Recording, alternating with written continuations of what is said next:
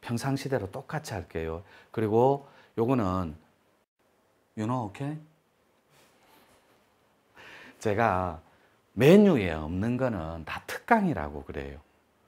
메뉴에 제가 용맹정진 때 2번 말고는 한 달에 여기 내려오는 건 거의 없습니다. 그래서 이렇게 중간에 살짝 중간에 얹히는 것, 그리고 중간에 나와서 하는 것, 이걸 노천 선생님 특강 이렇게 표현해요. 지금 표정이 약간 무거워요. 예, 왜 무겁냐면 내가 볼 때는 그렇죠. 스마일하고 웃어요. 괜찮아요. 지금 여러분들이 내가 지금 특강이라고 불렀지만 재수 없거든. 이 시간이면 좀 한숨 잘 시간이거든. 밥 먹고 오수도 막 다 좀 즐겨주고 이럴 시간에 뭔 얘기를 할지 모르겠지만 또 모이라고 하거든. 그러니까 한번 살짝 한번 달려볼게요. 이런 식으로 하고 유튜브 시청자분들도 인사는 해야 되니까 대단히 반갑습니다. 하여튼 제가 좀 공지사항도 있고 잠깐 전달 말씀이 있어서 이렇게 모셨어요. 오해는 없었으면 좋겠고 인사부터 할게요. 똑같이. 자, 반갑습니다. 반갑습니다. 자, 서로 인사하고. 네. 자, 서로 인사했죠. 자, 이렇게 하고 유튜브 시청자분들도 대단히 반갑습니다. 오늘은 사실은 급한 공지사항 몇 개랑 유료 동영상 촬영이 있어요. 보름에 하나씩 올리니까. 근데 여러분, 중요한 본질은 제가 하는 말은 어떤 것도 불필요한 건 없다라는 거. 본질 면에서 농담을 하더라도 아주 재밌게 치밀하게 계산해서 툭툭 뱉는 말도 많거든. 오늘 제목은 이렇게 적어볼게요. 천지공사라고 적는데 이 천지공사라는 말은 요거를 빼볼게요. 그럼 뭐라고 읽어야 됩니까? 공사인데 저는 이 언어의 연금술사예요. 정말 제가 저한테 많이 자아도취하지만 공인인데 공인이 된 사람을 공사라고 해요. 우리가 미주 지역에 보내면 미주 대사라고 하죠. 그죠? 그 다음에 상하이 영사 이렇게 똑같아요. 공적인 일을 사무 보는 분들을 공사라고 해요. 그러니까 공적인 사람. 근데 하늘에서 땅에서 인정받은 사람들이 살아가는 세상, 이게 천지공사예요. 그런데 기존의 세상에서는 어떻게 가르치냐면 하늘과 땅을 뜯어 고치는 사람, 빌공자니까. 그 다음에 공부공자 해도 돼요. 이렇게 공부한다 할 때 하늘과 땅과 사람을 뜯어 고친다. 이거는 저는 동의해 줄 수 없어요. 진짜 천지공사는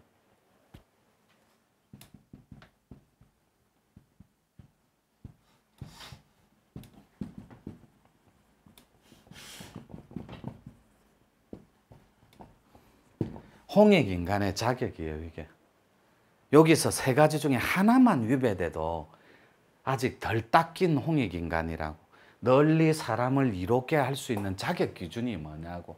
실력이 있어야 되는데 잘 보세요. 하늘과 땅과 사람을 누가 케어하냐고. 하늘과 땅과 사람을, 도대체 사람을 누가 케어하냐고. 그래서 우리는 하늘을 주관하는 시오를 뭐라고 불러요? 천신이라고 한다니까. 이꼬르 천신, 하나님. 동의하죠? 그런데 천지를 뜯어 고친다고 앞에 저작거리에서 가르침을 받고 또 본질적으로 가르칠 때 이 천지를 뜯어 고칠 때 주인 허락 없이 뜯어 고칠 수 있습니까? 집에 공사할 때. 불가능하다니까. 오케이, 송우? 자네 아파트를 뜯어 고치는데 자네 명의로 돼. 근데 인테리어 업자가 와서 띵동 눌렀을 때 주인이 들어오라고 허락을 해야 들어갈 수 있다니까. 그 주거지에는. 만약에 헌법학적으로 형법학적으로 들어가면 가택 침입이 되고 무단 침입죄가 된다니 주인의 허락이 있어야 돼요. 그래서 천지를 뜯어 고치는 사람인데 앞에 세상의 천지를 뜯어 고치는 의미로 쓰였다면 동의는 해드릴 수 있어요. 근데 진짜 참된 동의는 못한다고. 왜냐하면 앞에 뜯어 고치는 자가 실력이 없는 형편없는 업자가 뜯어 고쳤으니까 오늘날까지 병독하고 병마하고 고통의 체계가 인류 사이에 안 없어지는 거예요. 모든 세계사의 이념과 전쟁 이면에는 안에는 종교적인 이권과 종교적인 대립과 이념이 개입 안 된 적이 없다고. 모든 세계사의 인류 전쟁에는. 그러니까 그들이 실력이 없었거나 이게 뭐냐면 대의하고 1번 정의입니다. 이렇게 2번 내가 홍익인간의 자격을 갖출 때 잘 보세요. 홍익인간을 여기로 끌고 옵니다. 1번 요 지금 홍익인간 얘기를 하는 이유가 있어요. 1번 실력은 요래요. 진짜 야, 저 사람 실력 있더라. 나는 아직 실력이 부족해서 조금 더 있다가 도전하랍니다 할 때 과연 우리가 이 실력이라고 말하는 걸 스펙이라고 합니까? 아니면 자기 이름을 실력이라고 합니까? 아니면 자기 학벌을 실력이라고 해요? 저는 그런데 동의할 수 없어요. 진짜 실력은 길도자입니다. 길도자 요거 길도자 요렇게 길도는 아는 영역을 말해요. 그러니까 도력이거든. 힘력자 요거 도력. 그러니까 길 위에 서기는 섰는데 얼만큼 내가 발음과 정의로움으로 공사를 시작할 수 있냐고, 집안을 다 뜯어 고칠 수 있냐고. 몸의 공사, 몸집, 돈의 공사, 돈공사 이런 걸 어떻게 다 뜯어 고치냐고. 실력이 부족한데. 그래서 실력은 두 가지밖에 없어요. 첫 번째가 도력을 갖춘 실력이 있는 자. 두 번째가 실력을 갖춘 밝은 신자. 신통존자가 되는 조건, 도통존자가 되는 조건, 요 도와 신을 바르게 밝히는 사람. 다시 갑니다. 요 신을 위로 끌고 옵니다. 요렇게 신의 길, 이걸 신도라고 합니다. 이거를 다른 말로 천도라고 해도 상관없어요. 자, 요 도를 아래로 내려갑니다. 요거 인도. 요 인도인데 인간의 길 요래 적어 볼게요. 요거를 인도라고 합니다. 요 인자. 자, 요때 신의 길과 인간의 길이 있으면 요 글자를 합쳐 볼게요. 요 자만 읽어 보세요. 위에 거부터. 천지를 뜯어 고칠 수 있는 공인이 된 사람은 반드시 신이 밝고 몸을 건강하게 한 자격 있는 사람이어야 한다고. 사회 구성원으로. 그런데 예를 들어 볼게요. 저작거리에 가면 의사 선생님들 있죠. 양의든 한의사든. 그분들이 절대로 그분들 무시하는 거 아니에요. 몸은 건강할 줄 모르나 너무나 많은 환자 수에 의해서 굉장히 잦은 스트레스에 노출되어 있어요. 정신적인 엄청난 스트레스에. 그러다 보니까 바른 진료라든지 이런 게 서비스 면에서 성실이나 본질 면에서 이런 게 잘 전달 안 될 수가 많아요. 허다하게. 업무에 지쳐버리니까. 그런 라이센스를 실력 있는 자들도. 그래서 요 바른 신인 사회 구성원으로 우리가 내 집과, 내 집은, 나의 집은 몸집부터입니다. 몸집, 내 몸하고 마음의 집을 어떻게 바르고 건강하게 뜯어 고칠 거냐고. 내가 당장 실력을 못 갖추었는데. 거기에다가 어리 두 번째 갖고 옵니다. 이렇게. 이 어리는 두 갈래로 나눠줘요. 하나는 오를 어자입니다. 항상 돈을 벌 때 오를 어자에 다 있어야 돼요. 발음에, 큰 생각에, 그리고 그 생각이 정직하고 올바라야 된다고. 정의로움으로. 그런데 여러분들은 전혀 여기에 오를러자와 원리 리자예요. 여기에 발음으로 빌려주지 않고 여러분들은 부정적인 의식을 끄집어내는데 급급해요. 왜냐하면 이 세상에서 가장 재밌는 놀이 중에 사랑하는 사람들한테 돈 나눠주는 게 가장 행복하다 그랬지. 그거는 행복관이고 스트레스를 푸는 방법 중에 가장 빨리 스트레스를 푸는 방법이 뭔지 아세요? 육도문자 쓰고 욕하는 거예요. 허공에다 대고 육도문자를 날리면서 욕을 하면 그렇게 편합니다. 그런데 여러분들의 욕 매뉴얼은 10가지를 못 넘어가요. 여러분 전라도 사람들, 제주도 사람들, 충청도 사람들 유튜브만 딱 쳐봐요. 욕 대회에 있습니다. 1월 6실혼년이 뭐서 어떻게 해갖고 막 전라도 말로 욕하면 한 200마디가 넘어가는 욕이 있어요. 근데 여러분들은 이런 거 많이 보잖아요. 영화 속에서. 왜 욕하는 게 스트레스에 빨리 녹고 쉬운 줄 압니까? 부정적인 걸 끄집어내는 게 익숙하기 때문에 그래요.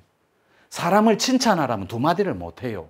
근데 욕하라면 10분 이상을 할 수 있어요. 특히 미운 사람이 있으면. 그래서 여러분들이 긍정과 밝은 거를 끄집어내는 데는 엄청나게 인색한데 쉽게 표현하는 거 있죠. 부정적인 사고를 끄집어내는 건 엄청 즐겨서 해요. 그래서 육도문자나 언어 같은 걸 학생들이 학주 뭐 이런 거 있잖아요. 담탱이 이런 말에 익숙해져 있는 거예요. 그런 언어적인데 그건 부정적인 언어고 사고거든. 바르고 정의로운 거는 여러분들 삶하고 별개라고 생각해요. 그래서 여러분들이 여기다가 꿈이라고 하나 갖다 대볼게요. 여러분들 혼집에 가슴에 여러분 꿈이 있습니까? 있어요. 그게 뭐죠?